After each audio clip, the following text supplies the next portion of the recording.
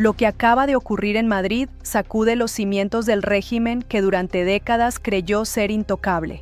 En las últimas horas, Hugo Armando Carvajal Barrios, conocido en todos los círculos del poder venezolano como el Pollo Carvajal, compareció ante la Audiencia Nacional Española y entregó algo que nadie esperaba con esa contundencia, con ese nivel de detalle, con esa precisión devastadora que solo puede venir de alguien que estuvo adentro durante años y que decidió que ya no hay nada más que perder. Entregó documentos que vinculan directamente a Diosdado Cabello con 14 operaciones de narcotráfico. 14. No una acusación vaga. No una insinuación, no rumores de pasillo ni versiones sin respaldo, documentos con nombres, con fechas, con rutas, con cantidades, con mecanismos. Y el fiscal, después de escuchar todo, después de revisar lo que Carvajal puso sobre esa mesa, ha pedido una orden de captura internacional. Esto no tiene precedentes en la historia reciente del proceso venezolano. Necesito que entiendan la magnitud de esto antes de que sigamos. Porque lo que ocurrió en esa sala de la Audiencia Nacional no fue una audiencia más dentro del largo y complicado proceso de extradición de un ex jefe de inteligencia venezolano. No fue un trámite burocrático, no fue una actualización de expediente, fue un terremoto, fue el momento en que el hombre que más sabe, el hombre que más vio, el hombre que durante décadas acumuló información en silencio como quien acumula seguros de vida, decidió abrir la caja. Y cuando alguien con ese nivel de acceso, que estuvo en ese nivel de poder durante los años más críticos del chavismo, decide hablar sin filtros ante un tribunal europeo con documentos en la mano, lo que sale de esa sala tiene el peso de una sentencia. Nadie lo vio venir con esta profundidad. Carvajal no es cualquier testigo y es fundamental que lo entiendan así antes de seguir.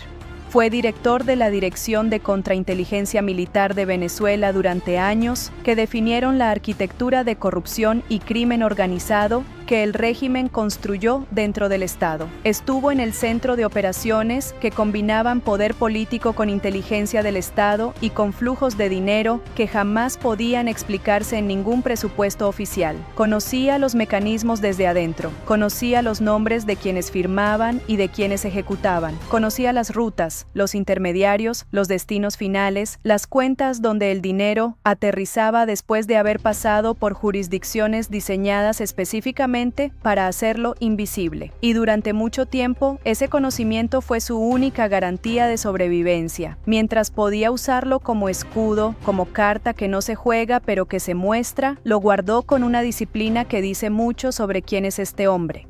Pero las circunstancias cambiaron. Maduro está en Brooklyn. El régimen se fractura desde adentro con una velocidad que ya no puede disimularse. El cerco judicial internacional se estrecha. Y el Pollo Carvajal calculó que el momento de hablar había llegado, que esperar más ya no sumaba, que la única salida viable pasaba por convertirse en el testigo más valioso que la justicia internacional ha tenido en este proceso. No es casualidad que esto ocurra ahora.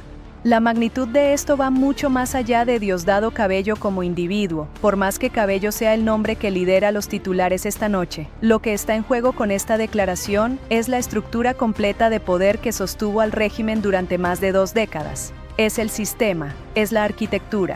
Son los mecanismos que permitieron que un gobierno transformara las instituciones del Estado en instrumentos al servicio del crimen organizado, mientras proclamaba ante el mundo que defendía la soberanía y los derechos del pueblo. Si los documentos entregados ante la Audiencia Nacional son tan sólidos como indican las fuentes cercanas al proceso que han hablado con esta redacción en las últimas 48 horas, estamos ante el inicio del desmantelamiento judicial de todo un sistema criminal con niveles de organización estatal que la justicia internacional tardó años en poder documentar con la solidez suficiente para actuar.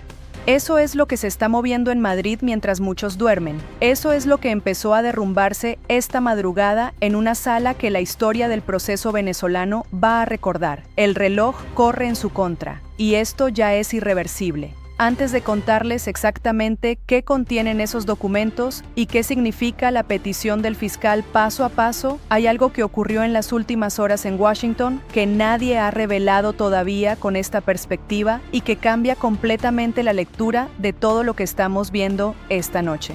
En los últimos días, según fuentes cercanas al proceso que prefieren el anonimato por razones que entienden perfectamente dado el contexto, el Departamento de Estado norteamericano ha intensificado de manera significativa sus comunicaciones con equipos legales vinculados al caso Carvajal. No estamos hablando de contactos protocolares, de los intercambios formales que exige la cooperación judicial internacional. Estamos hablando de una coordinación activa, profunda y deliberada entre la justicia española y los equipos que trabajan bajo la dirección de Marco Rubio, lo que sugiere con claridad que Washington no solo está observando este proceso desde afuera como un espectador interesado, lo está alimentando, lo está orientando, lo está dotando de información que proviene de años de seguimiento de inteligencia que los servicios norteamericanos han acumulado sobre las redes del crimen organizado con raíces en el Estado venezolano. Cada sílaba fue aprobada por la Casa Blanca. Eso no es una figura retórica ni un recurso dramático. Es la realidad operativa de cómo funciona la presión sobre Venezuela en este momento concreto de la historia. Marco Rubio lleva semanas, meses en realidad, construyendo el expediente con una precisión quirúrgica que no deja ningún margen de error. No actúa por impulso, no actúa movido exclusivamente por el componente político, aunque ese componente exista y sería ingenuo negarlo. Actúa con una estrategia de largo plazo que tiene un objetivo claro y no negociable: dejar al régimen venezolano sin ningún espacio de maniobra en ningún foro internacional, sin ninguna jurisdicción amiga donde refugiarse, sin ningún mecanismo financiero donde esconder lo que acumuló. El juicio de Maduro en Brooklyn fue el primer movimiento visible de esa estrategia, el movimiento que todo el mundo vio y que sacudió a la comunidad internacional con una fuerza que nadie había anticipado con esa velocidad. Carvajal declarando en Madrid con documentos sobre la mesa es el segundo movimiento. Coordinado, deliberado, parte de una secuencia que tiene más capítulos por venir. Y los que creen que aquí termina la cadena, los que piensan que esto es el punto final en lugar del punto de partida, no han entendido todavía la escala de lo que viene. Pero volvamos a lo que ocurrió ante el juez español, porque los detalles son escalofriantes y merecen todo el tiempo que necesiten para entenderse bien. Según información que llegó a esta redacción a través de fuentes que estuvieron en las proximidades del proceso y que pidieron no ser identificadas por razones de seguridad personal, los documentos entregados por Carvajal detallan 14 operaciones específicas, distribuidas en un periodo que, según las mismas fuentes, abarca más de 10 años de actividad sostenida. No son operaciones menores de escala reducida. No son incidentes aislados que podrían explicarse como excepciones dentro de un sistema que de otra manera funcionaba dentro de los márgenes de la legalidad. Hablamos de rutas de cocaína que pasaban por territorio venezolano con protección estatal activa y sistemática, con coordinación de elementos de las Fuerzas Armadas venezolanas en puntos clave de la cadena logística, con uso de infraestructura aeroportuaria controlada por funcionarios de alto nivel, que garantizaban que ciertos vuelos no fueran revisados por ciertos ojos, con mecanismos de lavado de dinero que involucraban cuentas en jurisdicciones europeas y caribeñas a través de una red de sociedades diseñadas específicamente para hacer opaco el origen de los fondos. Y el nombre que aparece de manera recurrente a lo largo de esa documentación como el coordinador político de esas operaciones, el que daba el visto bueno, el que garantizaba la cobertura institucional, es el de Diosdado Cabello. Eso tiene consecuencias enormes para todo lo que viene. Lo que hace tan devastador este momento desde el punto de vista jurídico es que Carvajal no está declarando desde la distancia de alguien que oyó algo, que interpretó algo, que dedujo algo o que recibió información de segunda mano que podría cuestionarse en un tribunal. Estuvo adentro, tuvo acceso directo a los mecanismos que está describiendo y según fuentes del entorno del proceso legal que hablaron con esta redacción, parte de la documentación que entregó incluye registros internos, comunicaciones y un nivel de detalle operativo que solo puede provenir de alguien que participó en esas operaciones o que las supervisó desde una posición dentro de la estructura del Estado venezolano. Esa es la diferencia entre una acusación y una demolición judicial. Lo que Carvajal hizo esta madrugada no fue acusar, fue demoler, con documentos, ante un juez europeo, con las consecuencias jurídicas que eso conlleva en un sistema judicial que no responde a presiones políticas de Caracas. El fiscal que lleva el caso en la Audiencia Nacional, tras revisar la declaración y los documentos presentados, tomó la decisión de solicitar formalmente una orden de captura internacional contra Diosdado Cabello.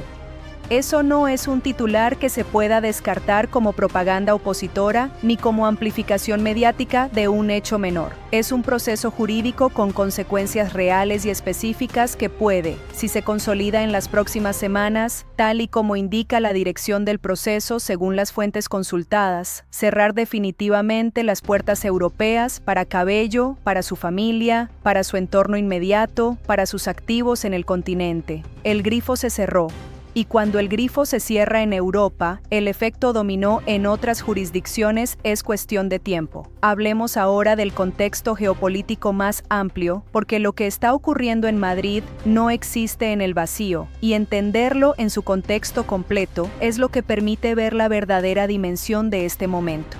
Lo que está ocurriendo en Madrid existe dentro de una arquitectura de presión coordinada que ha tomado forma con una velocidad que sorprende incluso a los analistas más atentos al proceso venezolano, a los que llevan años siguiendo cada movimiento de este tablero con la paciencia de quien sabe que los cambios reales no ocurren de un día para otro, pero cuando ocurren, ocurren con una contundencia que deja poco espacio para la duda.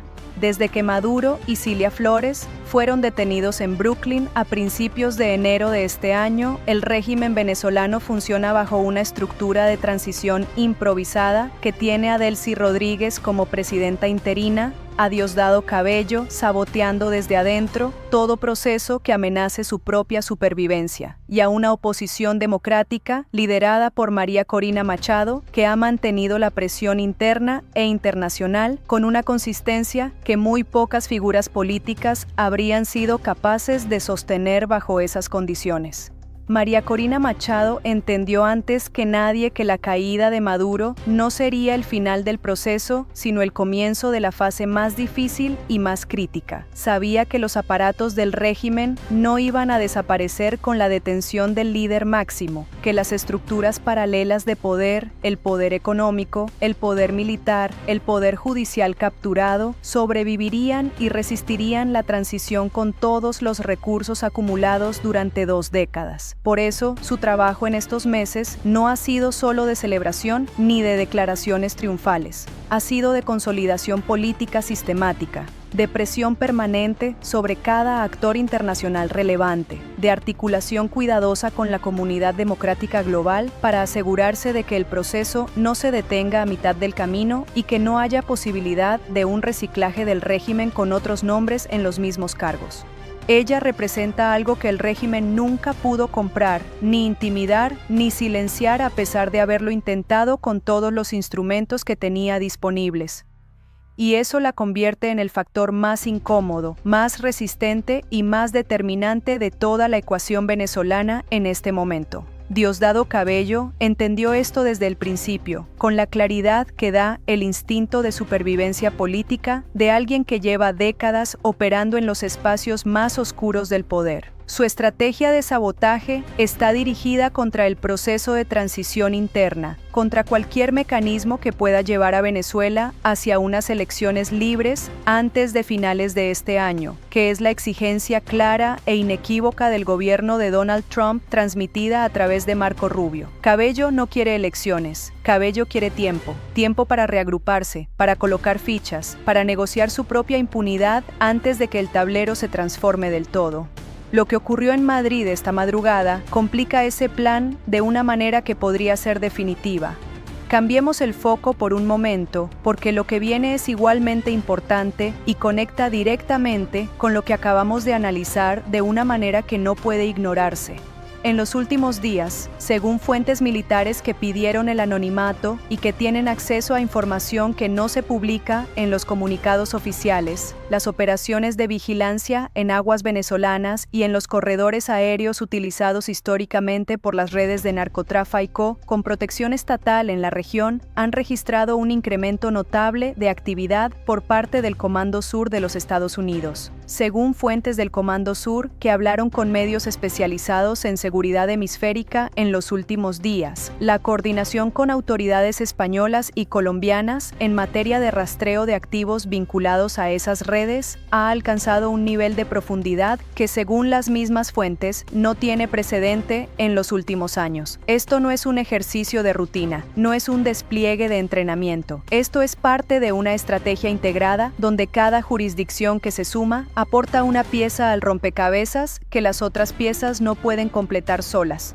Todo, lo tienen absolutamente todo. Y cuando se entiende eso, cuando se comprende que la declaración de Carvajal en Madrid no es un episodio aislado, sino un engranaje preciso dentro de una maquinaria judicial y de inteligencia que lleva meses coordinándose en silencio con una disciplina que merece reconocimiento, el panorama completo toma una forma que ya no puede negarse. Un castillo de naipes que tardó 20 años en construirse con paciencia, con impunidad y con la complicidad de muchos actores que hoy preferirían que nadie recordara su papel, está comenzando a colapsar. Y los que apostaron su vida, su libertad y la vida de sus familias a que ese castillo era indestructible, están calculando en este momento que quizás se equivocaron en la apuesta más importante de su existencia. Quédense porque lo que viene a continuación es lo más importante de todo lo que hemos dicho esta noche, y no lo van a encontrar en ningún otro medio con este nivel de detalle. Según documentos a los que tuvo acceso esta redacción en las últimas 48 horas a través de canales que no podemos revelar sin comprometer la seguridad de quienes los facilitaron, los equipos jurídicos que trabajan en coordinación con el proceso que se desarrolla en la Audiencia Nacional han identificado una red de activos distribuidos en al menos 7 jurisdicciones europeas y 2 jurisdicciones caribeñas. Los números que maneja Washington hablan de un valor total estimado que, según fuentes cercanas al proceso, ronda varios miles de millones de dólares acumulados a lo largo de más de una década de operaciones. No se trata de dinero guardado en efectivo en algún lugar. Se trata de propiedades registradas a nombre de sociedades con estructuras de titularidad diseñadas específicamente para ocultar a los beneficiarios reales. Se trata de participaciones en empresas que operan en sectores completamente legales, pero que fueron capitalizadas con fondos de origen ilícito. Se trata de cuentas en instituciones financieras que operaron durante años bajo una opacidad que ahora empieza a romperse gracias precisamente a declaraciones como la que Carvajal hizo esta madrugada. Cada dato que entregó ante el juez español es una llave que abre una puerta que durante años estuvo sellada con el peso de la impunidad. Eso tiene consecuencias para personas concretas que duermen esta noche creyendo que están a salvo. Y ahora permítanme contarles algo que no aparece en los grandes medios de esta manera, algo que conecta el frío análisis geopolítico con la realidad más humana, más concreta y más dolorosa de lo que significa todo esto para el pueblo venezolano que lo vivió y que lo sigue viviendo cada día desde la distancia del exilio. Alejandra tiene 34 años. Llegó a España hace 3 años, sola, con 2 maletas y el número de teléfono de una prima lejana en Alicante. Antes de irse, trabajó 12 años como enfermera en un hospital público de Valencia, en Venezuela, en una institución que en los años de bonanza había sido un orgullo regional y que en los últimos años del régimen se había convertido en una infraestructura de la desesperación.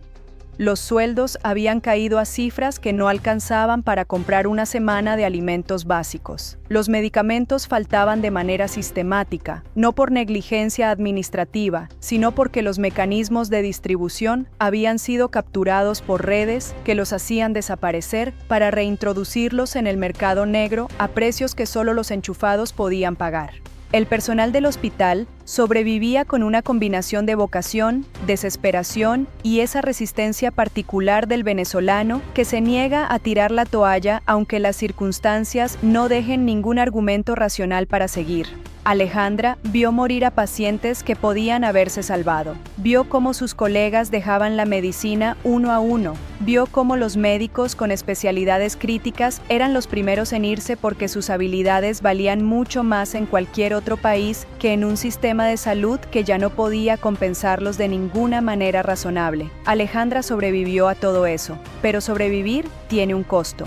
Hoy trabaja en una residencia de ancianos en Madrid, hace turno de noche 3 veces a la semana, manda dinero a sus padres en Venezuela cada mes sin fallar. No mucho, lo que puede, pero siempre. Y cada vez que llama a su madre y escucha los problemas nuevos, los cortes de luz, la falta de gas, el medicamento que no consiguieron, siente el mismo nudo en el estómago que sintió el día que tomó la decisión de subirse en ese avión, porque irse fue necesario, pero irse duele de una manera que no tiene nombre en ningún idioma. Alejandra lleva 3 años preguntándose si podrá volver.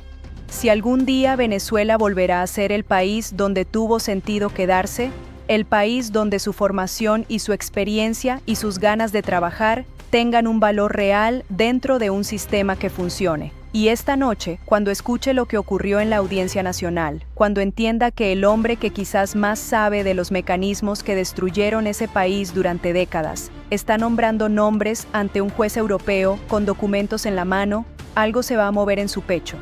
No es euforia desbordada, es algo más profundo, más sostenido, más real. Es la sensación de que quizás, esta vez, la justicia sí está llegando.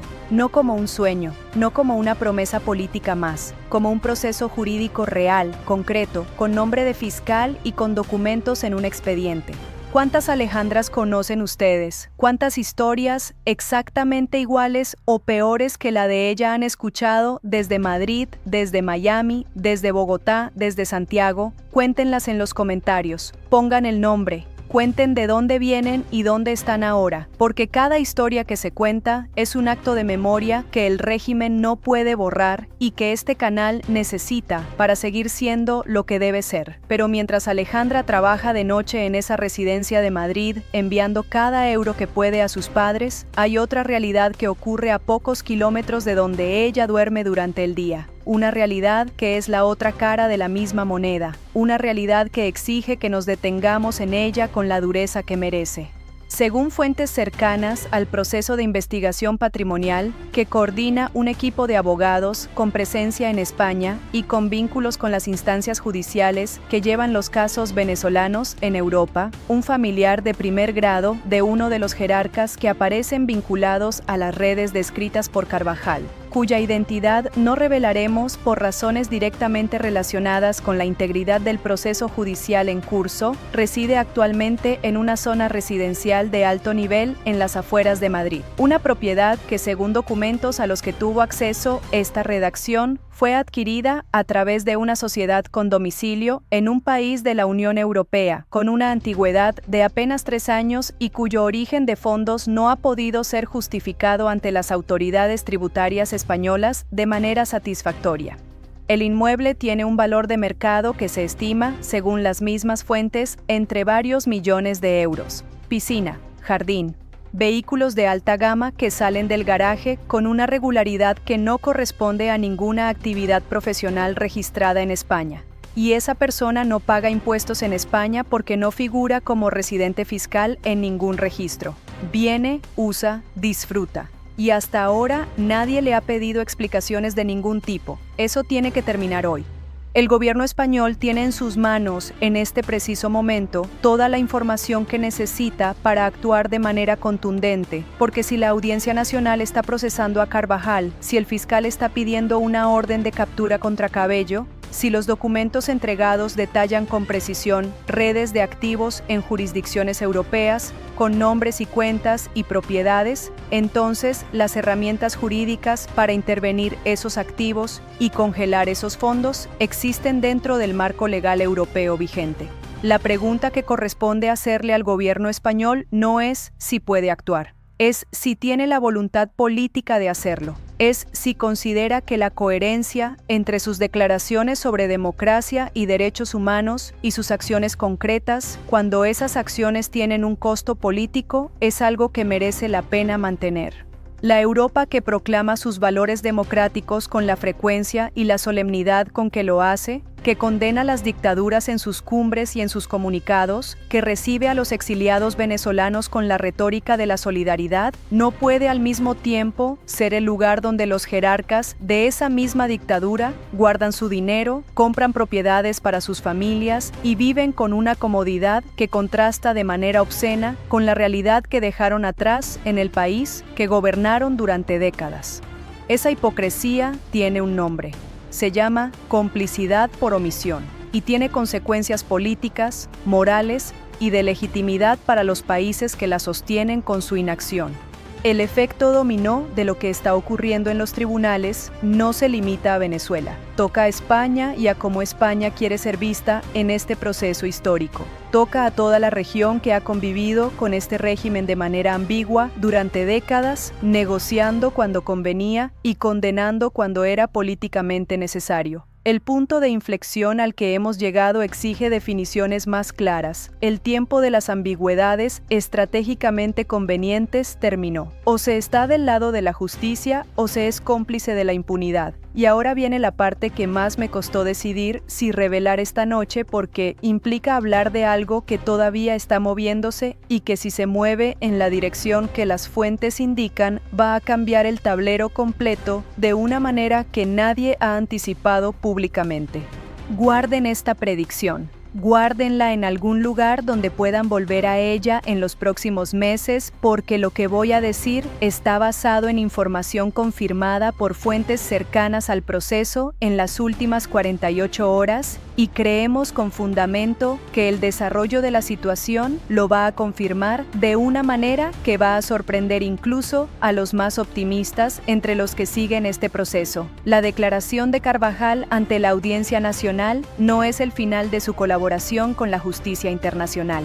Es el inicio formal, la apertura oficial de una fase que llevaba meses siendo preparada en silencio, con una paciencia que dice mucho sobre la seriedad con que los actores que la coordinan están manejando este proceso. Según información que llegó a esta redacción a través de canales cuya identidad no podemos revelar sin comprometer su seguridad, Carvajal tiene más material del que presentó esta madrugada, más nombres, más operaciones documentadas, más rutas y más mecanismos que abarcan no solo el narcotráfico, sino el financiamiento de grupos armados irregulares en la región, la interferencia electoral en terceros países con recursos del Estado venezolano y el uso de la estructura de inteligencia del régimen para operaciones que los servicios de contrainteligencia occidentales llevan años rastreando sin poder probar ante un tribunal con la solidez documental que la justicia exige para actuar. Todo eso está a punto de cambiar con una velocidad que nadie tiene todavía mapeada en su totalidad. La orden de captura internacional que el fiscal español ha solicitado contra Diosdado Cabello, cuando sea emitida por el tribunal, produce efectos inmediatos en todos los países que forman parte del sistema de cooperación judicial internacional en que España está integrada. Eso incluye a la mayoría de los países de América Latina, incluye a todos los países de la Unión Europea sin excepción, incluye a los Estados Unidos a través de los acuerdos de extradición bilaterales vigentes. Lo que significa que Diosdado Cabello, si esa orden se consolida en las próximas semanas, como indica la dirección del proceso, no tendrá a dónde ir que no implique un riesgo real de detención inmediata. No habrá aeropuerto amigo disponible. No habrá jurisdicción cómplice que pueda ignorar una orden de esa naturaleza sin pagar un costo diplomático y político que ya ningún gobierno está dispuesto a pagar por proteger a alguien como Cabello. El castillo de naipes se cae, y se cae sin previo aviso para los que creían que podían seguir jugando indefinidamente.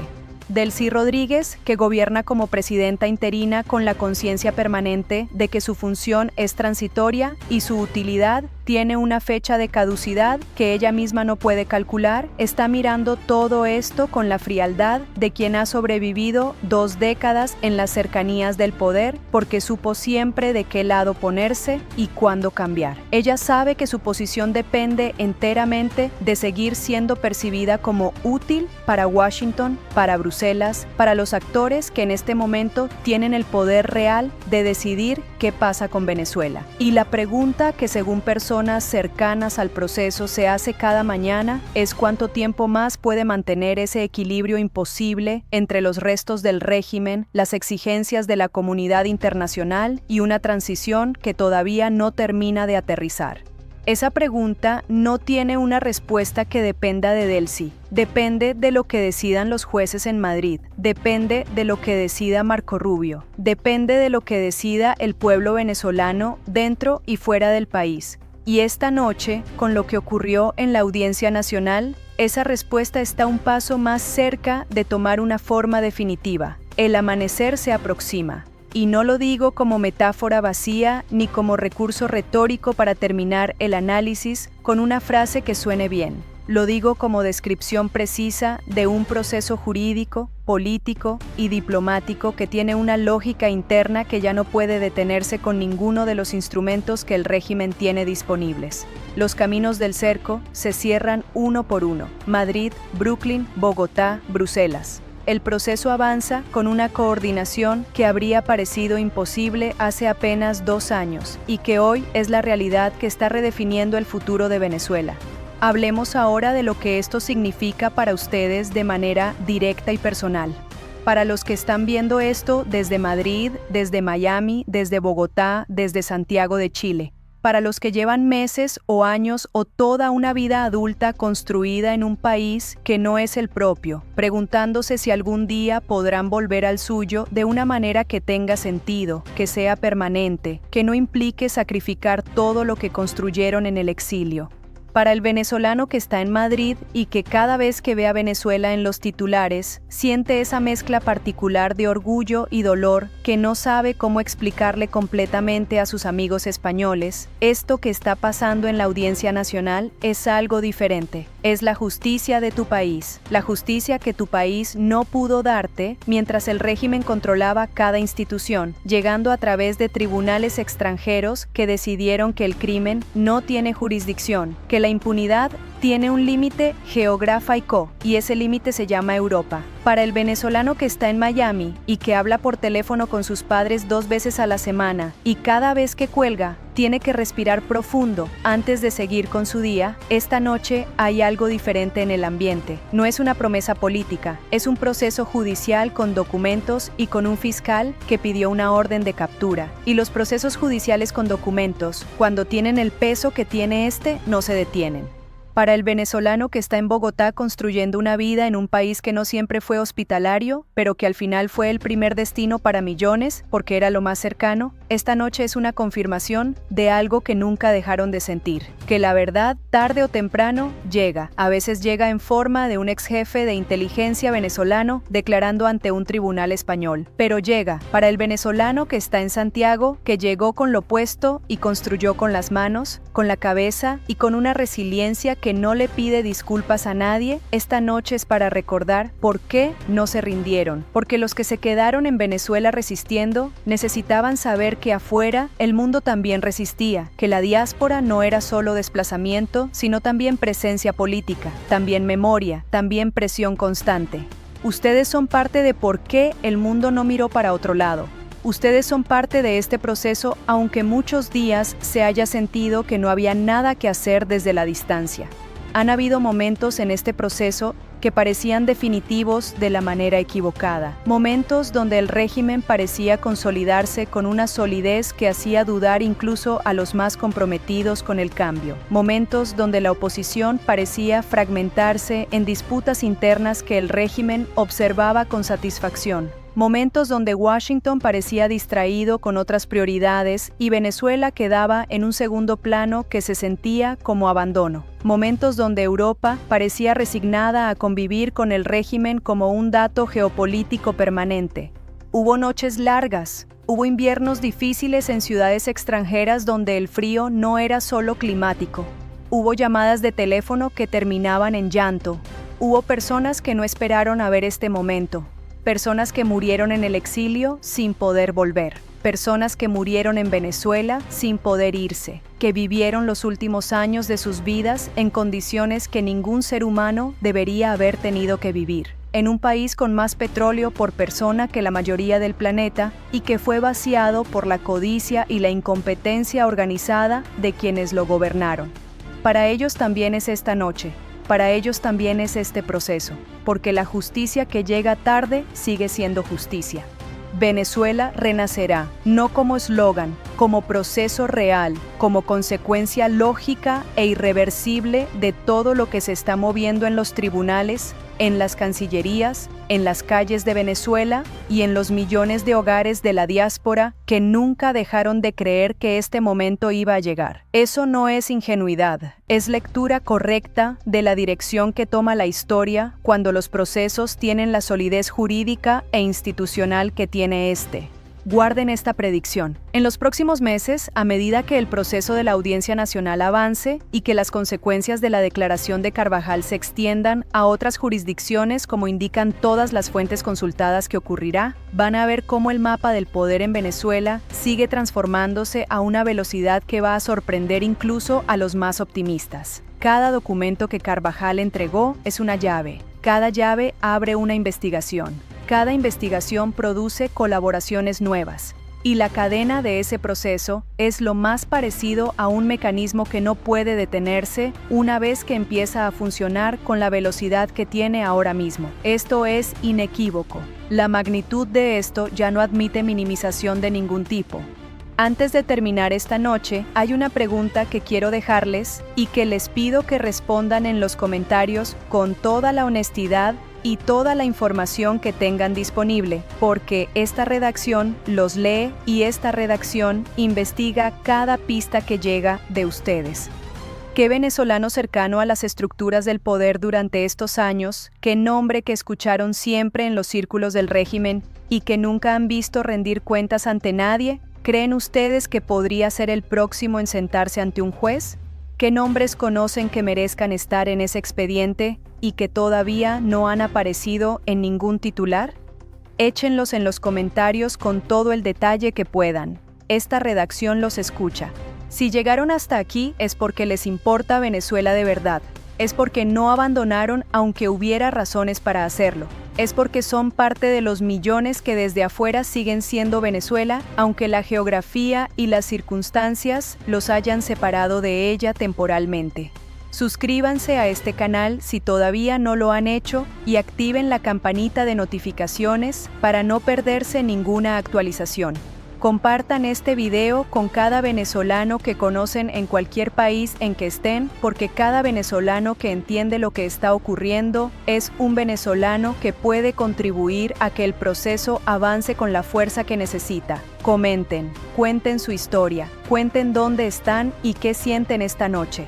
Porque esta noche en una sala de la Audiencia Nacional Española, algo cambió de una manera concreta, jurídica, documentada y real. Y lo que cambió esta madrugada en Madrid no va a volver a ser lo que era. El proceso es irreversible. El amanecer se aproxima y estamos aquí para contarlo cada paso del camino.